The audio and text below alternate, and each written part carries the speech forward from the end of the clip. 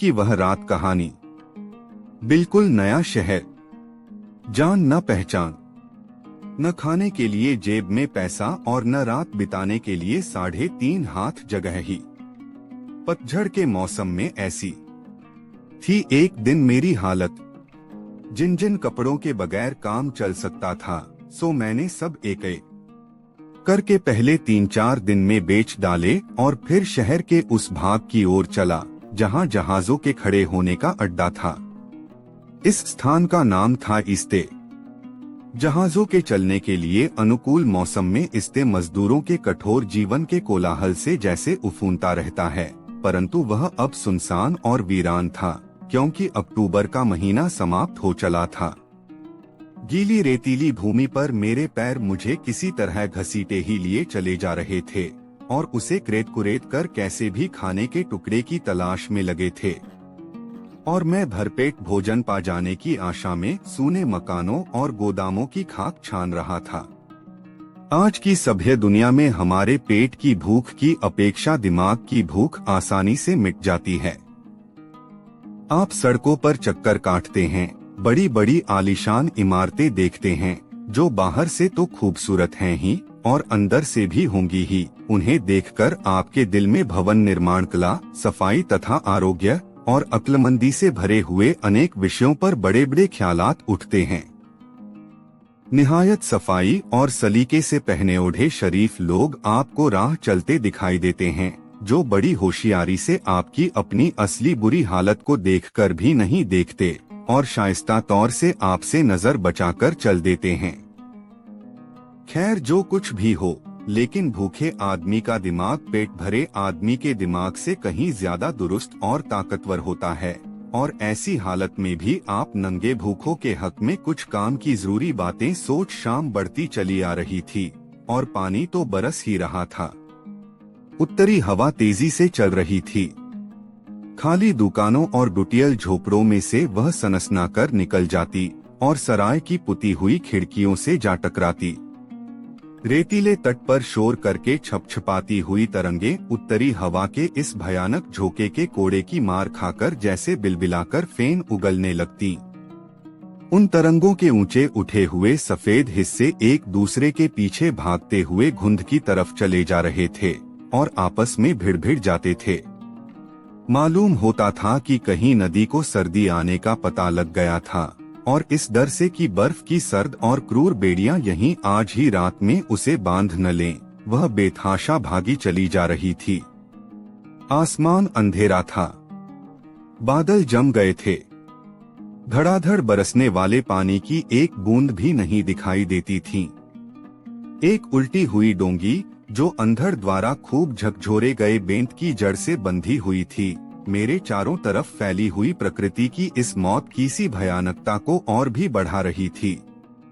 यह उल्टी हुई डोंगी और झकझोरे गए पेड़सारा का सारा दृश्य वीरान और सुनसान था, मौत की तरह मरा हुआ और डरावना, और आसमान के आंसू रोके न रुकते थे।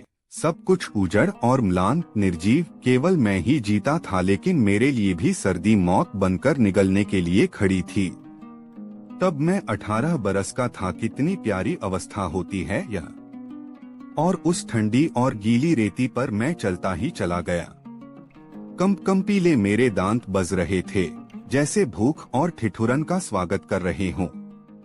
मैं कुछ खाने की तलाश में बड़ी सतर्कता के साथ एक खाली पेटी को खखोर था कि यकायक उसके पीछे मुझे पानी से तरबतर एक औरत अपने झुकते हुए कंधों को मजबूती और मोह से पकड़े हुए जमीन से चिपटती दिखाई पड़ी।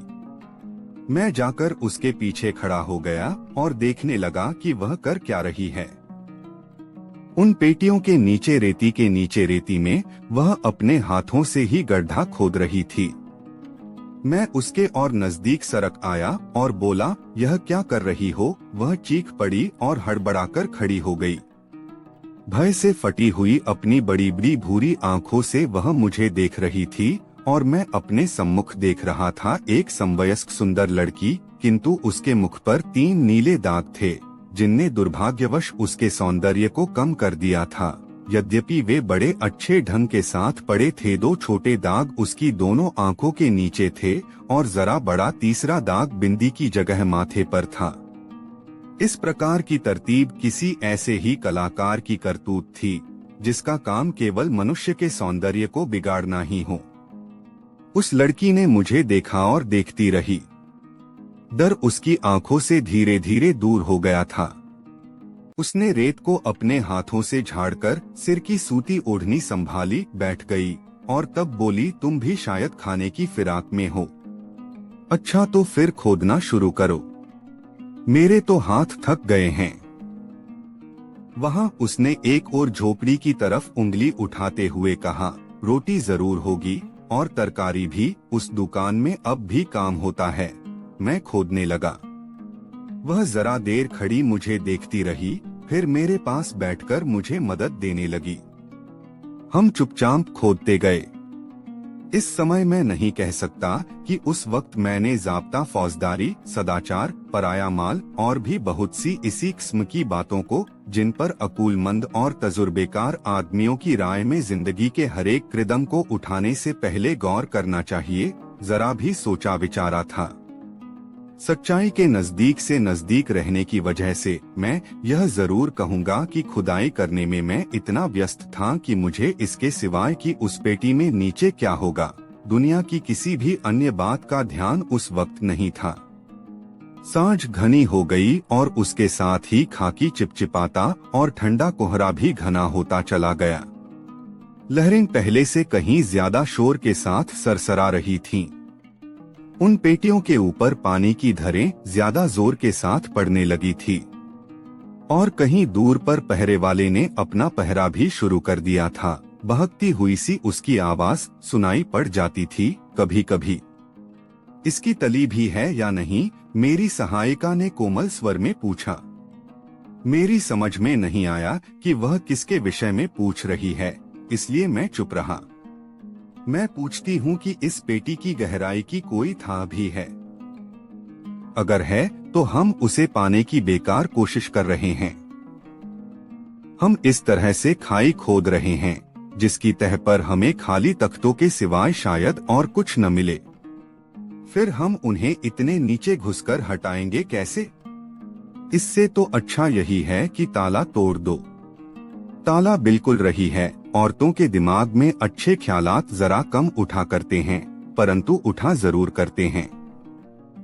और मैंने अच्छे ख्यालातों की हमेशा कुद्र की है और जहां तक हो सका है उनको काम में लाने की कोशिश भी। मैंने ताला टटोला और पा लेने पर उसे झटकना शुरू किया। जरा देर में ही वह खुलकर चोट खाए सांप की तरह बिलबिलाता हुआ एक तरफ जा पड़ा। पेटी का चौखूंटा ढकक्कन खुल गया। इस पर वह धीमे प्रशंसात्मक स्वर में बोली, तुम तो बिल्कुल पत्थर जैसे हो। आज स्त्री के मुंह से मुझे रत्ती भर तारीफ भी पुरुष की ढेर सारी चापलूसी के मुकाबले में ज्यादा प्यारी लगती है, चाहे वह चापलूसी प्राचीन और अर्वाचीन सभी महान व्याख्यान दाताओं की सम्मिलित कला से भी उत्तम क्यों न हो। लेकिन तब मैं लड़कियों का जरा कम ख्याल करता था, इसलिए उस वक्त मैंने अपनी साधिन की प्रशंसा पर कोई ध्यान देना तो अलग रहा। प्रत्युत कड़ाई और परेशानी के साथ पूछा, क्या बात है? बड़े मलिन स्वर में उसने हमारी प्राप्ति का ब्यौरा देखना शुरू। 9 टोकरी भर बोतलें, मोटी मोटी फ्रेम, एक छतरी, एक लोहे का बर्तन। लेकिन यह सब तो खाए नहीं जा सकते थे, सो मैं रही सी आशा भी खो बैठा था कि वह बड़े ललचाए स्वर में बोल उठी, आहा, मिल गया क्या? रोटी जरा गली हुई है, लो। एक रोटी मेरे पैरों के पास आकर गिर पड़ी और उसके बाद मेरी साहसी साथिन भी, लेकिन तब तक मैं एक कौर काट चुका था। उससे मेरा मुंह भरा हुआ था और मैं उसे जल्दी जल्दी चबाने की कोशिश कर रहा था। वहीं लाउजरासी, मुझे भी दो और हमें अब यहाँ ठहरना नहीं चाहिए। लेकिन हम जाएंगे कहाँ? उसने प्रश्नसूचक दृष्टि से चारों ओर देखा। चारों ओर अंधेरा ही अंधेरा, पानी पानी और डरावरा। देखो वहाँ एक उल्टी डोंगी पड़ी है, चलो वहीं चलें। अच्छा तो चलो। और हम लोग चल दिए, अपनी लूट को मुंह भर भर कर जल्दी जल्दी खाते हुए। पानी और भी जोर से बरसने लगा। नदी की गड़गड़ाहट भी बढ़ रही थी। कहीं न कहीं सीटी की एक लंबी, तेज, उपहास सी करती हुई आवाज आती मालूम पड़ रही थी, मानो वह कोई महान व्यक्ति, जिसे ईश्वर कहते हैं और जो किसी से नहीं डरता, समस्त सांसारिक संस्थाओं की, इस पतझड़ की क्रूर वायु की और हमारी हंसी उड़ा रही हो। और इस सीटी को सुनकर मेरा दिल दर्द से कराह उठा, किंतु तब भी मैं लालच से खाए ही चला गया और इस मामले में मेरे बराबर बाईं तरफ चलती हुई मेरी साथिन लड़की ने पूरी तरह मेरा साथ दिया। नहीं जानता क्यों मैं उससे पूछ बैठा, तुम्हारा नाम क्या है? खूब चबर खाते हुए उसने छोटा सा उत्तर दिया, नादशाह। मैंने उसे तन्मयता से देखा।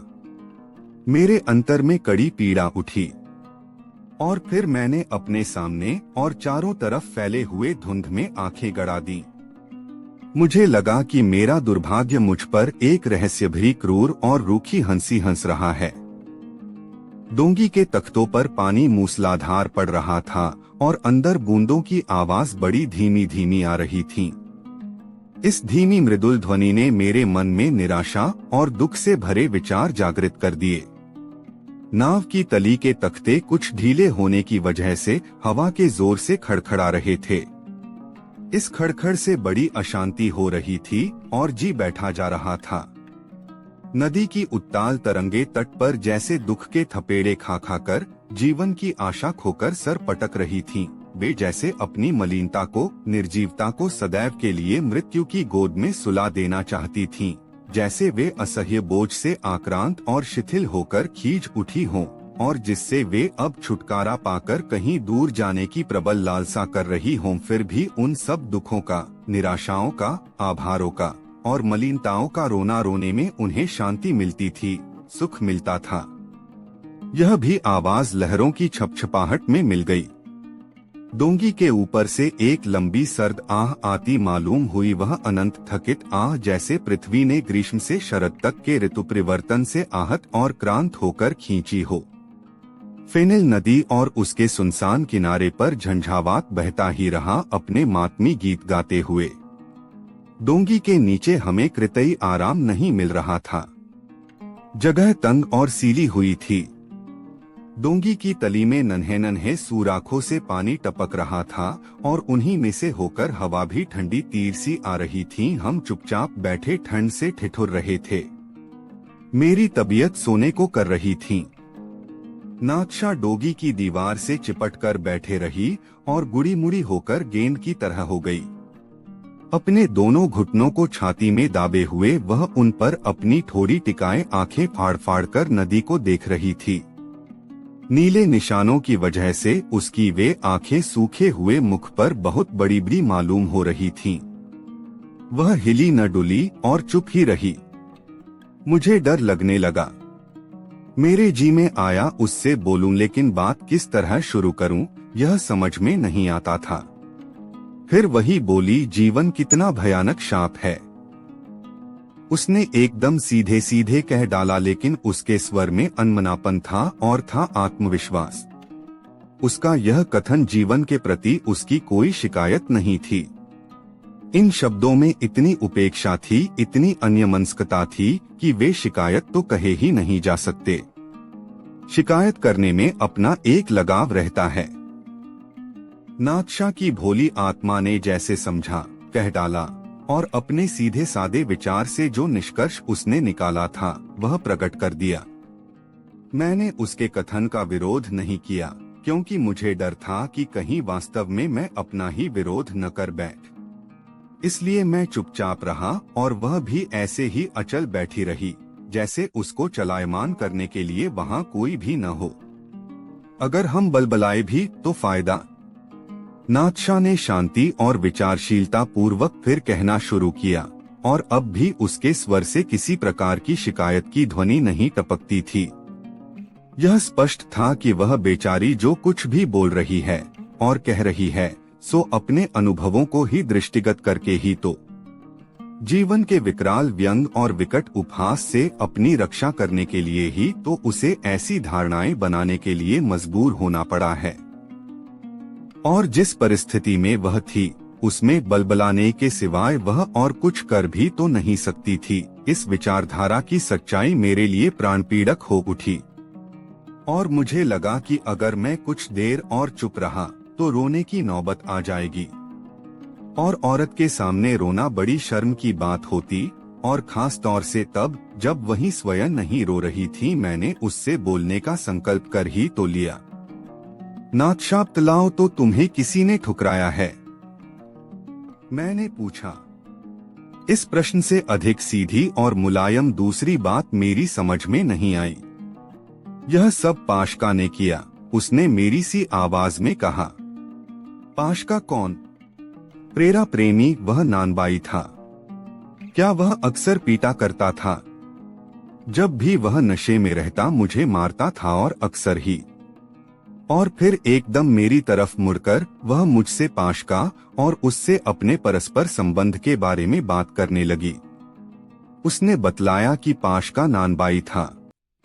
उसके लाल मूछें थीं और वह बैंजो बहुत बढ़िया बजाता था। वह नादशाह से अक्सर मिलने आता था और उसे खुश करता था। बड़े मजे का आदमी था वह। कपड़े भी एकदम साफ पहनता था। उसकी बास्कट 15 रूबल की थी और घुटनों तक के बूट थे, इसीलिए वह उससे प्रेम करने लगी थी और धीरे धीरे पाशका उससे पैसा भी उधार लेने लगा था। पैसा जो कि और लोग नादशाह को मिठाई खाने के लिए देते थे, उन्हें भी पाशका उससे छीन ले जाता था और उनकी शराब पी डालता था। शराब पीकर फिर नादशाह को मारता था। लेकिन वह बोली सो तो कुछ बात नहीं थी, वह चाहे मुझे जितना और मार लेता, लेकिन और दूसरी लड़कियों के पीछे जो फिरने लगा था सो यह क्या मेरा अपमान नहीं था? मैं क्या उन लड़कियों से भी बुरी हूँ? इसके साफ मानी यह थे कि वह मेरी उपेक्षा ही नहीं, उपहास भी करने लगा था। निर्दयी कहीं का। परसों मैं अपनी मालकिन से जरा देर के लिए घूमने की इजाजत लेकर बाहर निकली थी। पाशका के पास पहुंची तो देखा कि दिस्का उसकी बगल में बैठी हुई है, नशे में चूर, और वह भी गुलटन था। मैंने फटकारा, बदमाश। बस उसने मेरी कुटंती करनी शुरू कर दी। मेरी चोटी पकड़कर घसीटा और लातों से मारा। लेकिन जो कुप्ती उसने इसके बाद मेरी की सो कुछ न पूछो। उसने मेरे पास जो कुछ भी था उसकी खूब दुर्दशा की, और इस हालत को जिसमें इस वक्त मैं हूँ मुझे पहुंचाकर छोड़ दिया।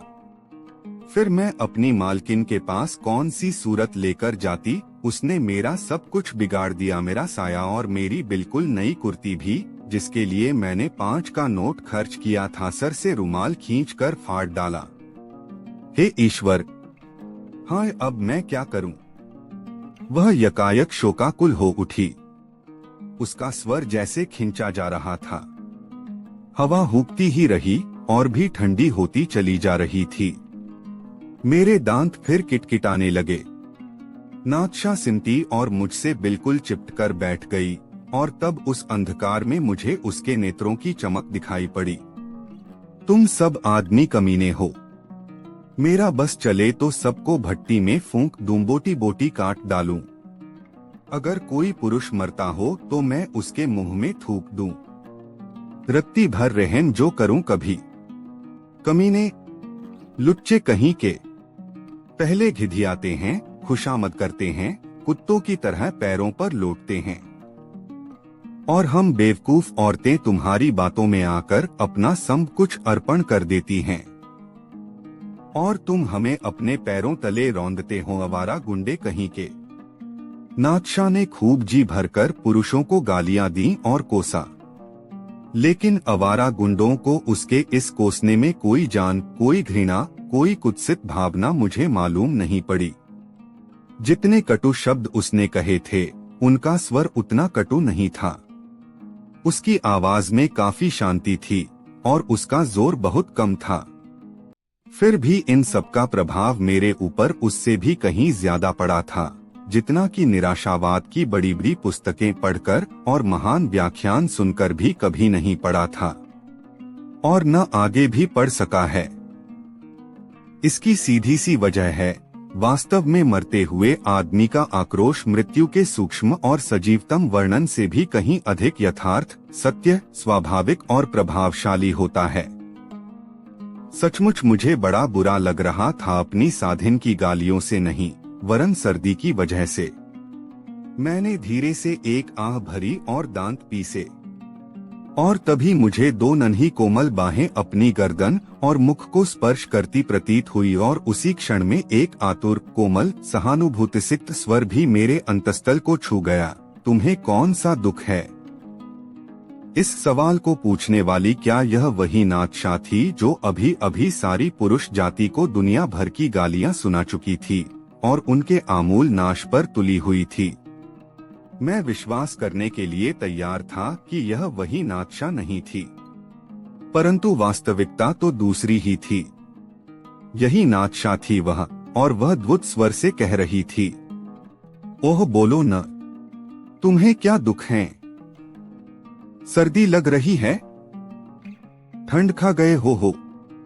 गुमसुम चुपचाप बुत बने बैठे हो? बोलते क्यों नहीं? मुझसे पहले ही क्यों नहीं कह दिया था कि सर्दी लग गई है? अच्छा आओ यहीं लेट जाओ, पर फैला लो। हाँ ठीक है, कहो अब कैसा लग रहा है? ओह, अपने हाथ मेरी कमर में तो डालो और कसकर। ओह कितना अच्छा लगता है न? खूब गर्म हो जाओगे अभी, फिर रात भर मजे से सोना। रात बहुत जल्द बीत जाएगी, देखना न। अरे क्या तुम भी पीते हो? घर से निकाल दिए गए हो क्या? हाय तो क्या हुआ? और उसने मेरे साथ पूरी सहूलियत बरती, मुझे बड़ा सुख दिया और फिर ढांढस भी बंधाया।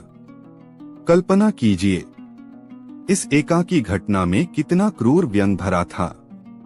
एक मैं था जो इस समय मानवता के भाग्य पर सोच विचार कर रहा था, समाज के ढांचे और राजनीतिक आंदोलनों के पुनर्निर्माण का इरादा कर रहा था, महान दानवी विद्वत्ता से पूर्ण पुस्तकों के उस अथाह गंभीर ज्ञान का जिसे उनके लेखक भी नहीं समझते थे, इसी समय पर्यालोचन कर रहा था और अपनी समस्त शक्ति लगाकर अपने को एक जानदार सक्रिय सामाजिक शक्ति बनाने की कोशिश कर रहा था। मुझे यहाँ तक लगने लगा कि जैसे मैंने कुछ कुछ सफलता भी अपने उद्देश्य में प्राप्त कर ली है। जो भी हो, इस समय जो कुछ भी मैं अपने विषय में सोच रहा था, उसने मुझे विश्वास दिलाया है कि मुझे संसार में जीवित रहने का पूरा हक है और मैं संसार के इतिहास में महत्वपूर्ण भाग लेने के सर्वथा योग्य हूँ। अरे इन क्षणों में एक नारी मुझे जीवन प्रदान कर रही थी, वह नारी जो अभागिन थी, अबला थी, सताई हुई थी और जिसका जीवन में न कोई मूल्य था और न कोई हस्ती, जिसकी मैंने कोई सहायता नहीं की और जिसने उल्टी मेरी ही सहायता की, और यदि सहायता करने की भावना भी मेरे दिल में उठी होती तो मैं नहीं समझ पाता कि सहायता करता तो किस तरह क्या। और मैं यह सोचने के लिए प्रस्तुत था कि यह सब यथार्थ एक स्वप्न है, भयानक स्वप्न, कष्टकर स्वप्न, उफरी। लेकिन यह सोचना असंभव था क्योंकि ठंडी ठंडी बूंदें मेरे ऊपर टपक रही थीं और नादशाह मुझसे सटी हुई थी। उसके गरम गरम मादक निश्वास मेरे मुख को सहला रहे थे। यद्यपि उनमें मदिरा की गंध आ रही थी, फिर भी मुझे बड़ा प्यारा प्यारा लग रहा था। बाहर हवा हूक रही थी और झुंझला रही थी। डोंगी पर पानी भी पड़ रहा था। नदी की लहरें तट से सिर धुन रही थीं और हम लोग संपूर्ण आलिंगन में आबद्ध प्रेम में एक हुए जा रहे थे, फिर भी सर्दी से कांप रहे थे। मुझे विश्वास है कि किसी ने भी इससे अधिक कष्टकर और भयंकर स्वप्न भी नहीं देखा होगा। और नादशाह बराबर बात करती रही, इधर उधर की, न जाने कहाँ का की, लेकिन उसके स्वर में सहानुभूति थी और वह चीज थी जो केवल नारी ही दे सकती है। उसकी ऐसी प्यारी सुंदर बातों के प्रभाव से मेरे अंतर में एक चिंगारी सुलग उठी और फलस्वरूप मेरे हृदय में से कुछ द्रवित होकर गतिशील हो गया। उलों की तरह आंसू मेरी आंखों से बह चले और उस प्रवाह में मेरी बहुत कुछ बुराइयां, दुर्गुण, दुहक और गंदगी जो रात मेरे हृदय को दूषित किए हुए थे बह गए, धुल गए। नादशा मुझे सुख जो दे रही थी, अच्छा बहुत हो गया। मान जाओ, मन भारी करने की कोई बात नहीं है। ईश्वर तुम्हें और भी सुअवसर देगा। अपने को संभाल कर फिर अपना ठीक ठिकाना कर सकोगे। फिर सब ठीक हो जाएगा, सब ठीक। और अपने प्रगाढ़ आलिंगन में कसेक से वह मुझ पर अनगिनती चुंबन वारने लगी, प्यार से भरे वे मादक चुंबन, लेकिन सब व्यर्थ, सब व्यर्थ। उस दिन जीवन में सबसे पहले किसी नारी ने मुझे चूमा था और शायद अंतिम बार भी, क्योंकि उतने जीवन से पूर्ण चुंबन फिर मैंने आज तक नहीं पाए। बाद को जितना भी प्यार मुझे मिला उसके लिए मुझे बड़ा मूल्य चुकाना पड़ा और वास्तव में लाभ कुछ भी नहीं हुआ। आओ, मन को क्यों मैला करते हो? अगर तुम्हारा कहीं ठीक इंतजाम नहीं होगा तो मैं करूंगी। और उसका यह शांत आश्वासन से भरा भरा धीमा स्वर मुझे मानो स्वप्न में सुनाई पड़ रहा था। और हम दोनों ऐसे ही भोर तक लेटे रहे। सबेरा होने पर हम उस डोंगी के नीचे से निकलकर बाहर आए और शहर में चले गए। फिर हमने अच्छे मित्रों की तरह ही परस्पर विदाई ली और फिर कभी नहीं मिले। अपनी अच्छी नादशा को, उस नादशा को जिसने उस पतझड़ की भयावह रात में मुझे सुख दिया था, ढूंढ निकालने के लिए मैंने शहर का कोना कोना छान डाला, पर नादशा न मिली, न मिली। अगर वह मर गई है तब तो अच्छा ही है, जीवन के दुखपूर्ण जंजाल से छूट गई। ईश्वर उसकी आत्मा को शांति दे। किंतु यदि वह जीवित है तब भी मैं कहूँगा, ईश्वर उसकी आत्मा को शांति दे और उसे कभी भी अपने पतन का ध्यान भी न आए, क्योंकि वह एक बेकार की व्यथा होगी। अगर जीवन जीवित रहने के लिए ही है